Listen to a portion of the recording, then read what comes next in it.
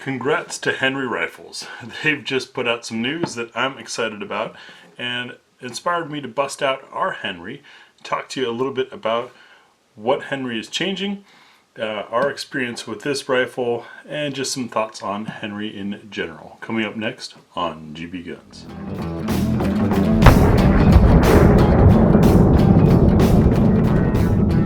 So first off, the news, because this is not about clickbait. Henry's news is that all of their rifles henceforward will have a side loading gate. I'm really excited about that. So Henry rifles are well known and you've seen them all over YouTube. We have done only a couple lever guns, dealing mostly with the Taylors & Company and Cimarron guns that are meant more for your competitive cowboy action game stuff. Those were super sweet rifles, loads of fun to shoot, but they're not made in America. And one of the neat things about Henry is all of their stuff is 100% American made. Even this wood is American walnut. Give you a look at that. Gorgeous stuff.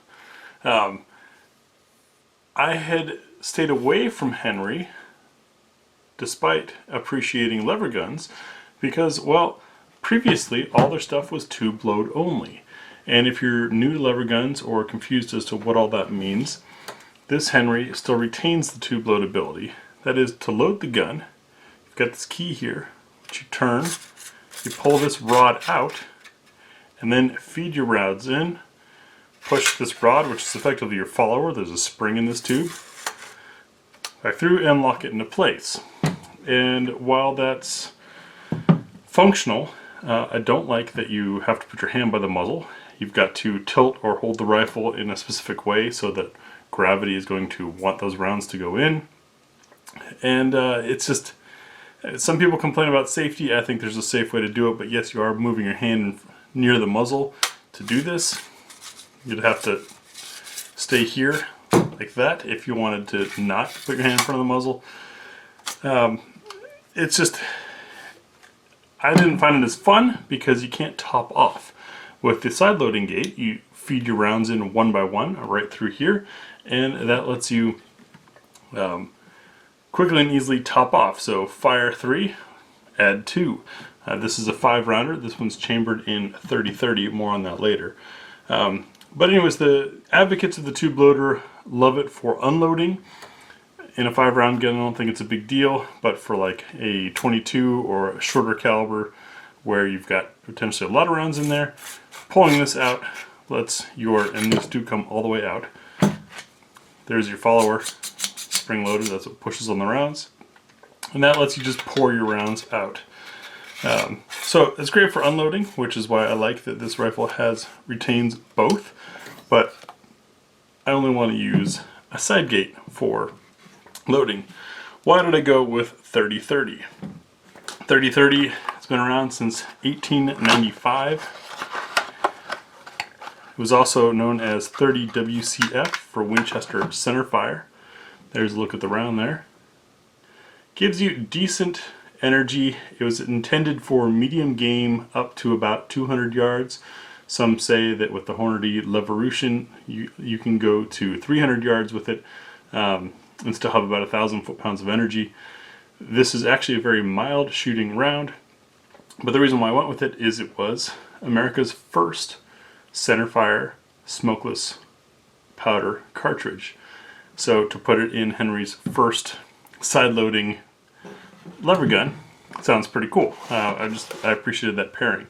You haven't seen the gun much on our channel because the stuff and these boxes are from pre-panic buy is not cheap.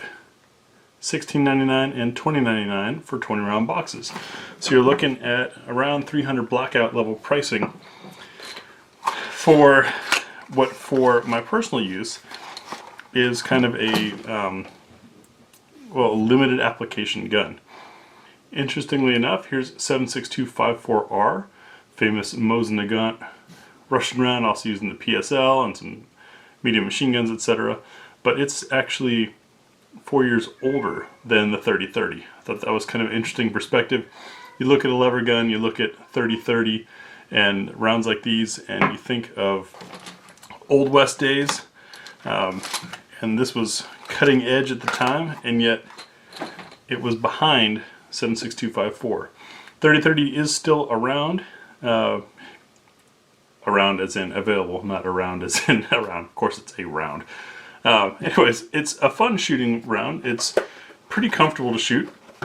Very mild recoil, which is enjoyable. But like I said, it's 70 cents to $1 a shot. Not cheap.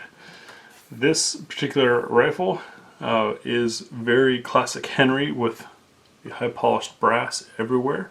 Of course, those of you that spent any time in the Army before all of the modern uniform stuff understand, there's the camera, that brass is kind of a pain in the butt to keep clean. You gotta polish it, you can't touch it. So that's kind of an annoyance on this gun.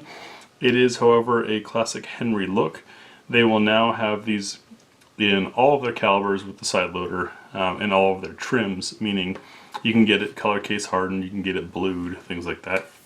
So that's pretty exciting. It is drilled and tapped for mounting a scope. Another reason why we haven't done our range shooting with this is it's got this buckhorn style sights. Sorry, the camera angle is a little tough here, but you can see there's a white diamond there. You line up that tip of that diamond with this white dot front sight, and that's your sights. Well, we don't have an optics mounting solution, and we didn't want to try to do a range test with those irons. Didn't feel it was going to be fair to the gun. Also struggled in getting ammo. Those 2 boxes of ammo are what we have left. We put about a box through this thing just to get a feel for it, and it is pleasant to shoot. One thing that I noticed right away, and I understand this is a kind of a Henry characteristic, is that the lever itself is kind of crunchy. You've got a spot there. There's kind of a couple catches in it. It's not very smooth. And as a hunting gun or plinking gun, that's probably fine. It's just I learned lever guns on those competition ones where this is a almost liquid feeling, smooth action that's super quick, easy to shoot, and I found it to be a little frustrating on this guy sometimes. I don't know if it's this particular gun or if it's all Henry's. Like I said, I had stayed away from them because of the tube loaders, and the other bit was the only reviews out there that I could find on these things were the YouTubers that we know are paid to make guns look good. Or there were guys that was their only lever gun, and so they give you this commentary on it, but what was their perspective? If they say it's a great gun, okay, but that's based on what? So for me, I was really hesitant, but in wanting to keep things American, I'm proud of Henry for doing that and being pretty much your only 100% American option. There are American branded lever guns out there, but they may or may not actually be made in the US. So I admire Henry as a company. I just kind of stayed out of it because, like I said, the side loading gate to me is a must to be able to top off. And with all the paid YouTube videos out there, didn't know if I could trust them. Especially when they seem to only be paid videos, then it's like, well, what is this company trying to hide? Not bashing them at all for their strategy, just telling you how I looked at things that way. But this gun has been pretty good to us. The few times we've had it out. When 30-30 ammo comes back, we do plan on shooting it some more, and if you guys want, we'll give you a more full review then. As far as field stripping, I have no idea.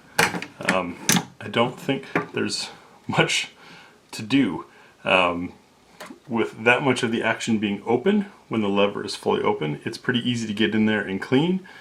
Your bolt also comes quite a bit to the rear, which makes it easy to clean.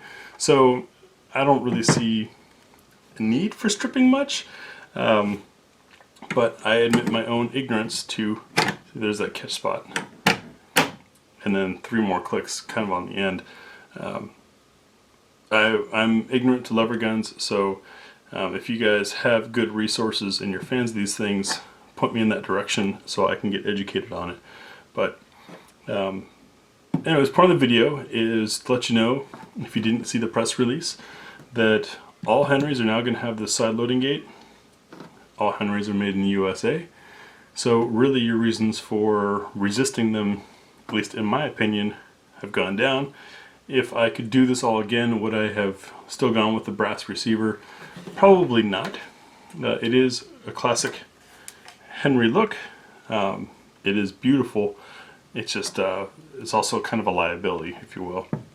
The checkering, stippling, texturing that's on this grip works very well. It's very comfortable. Overall, it's a pretty gun. Seems to be well put together.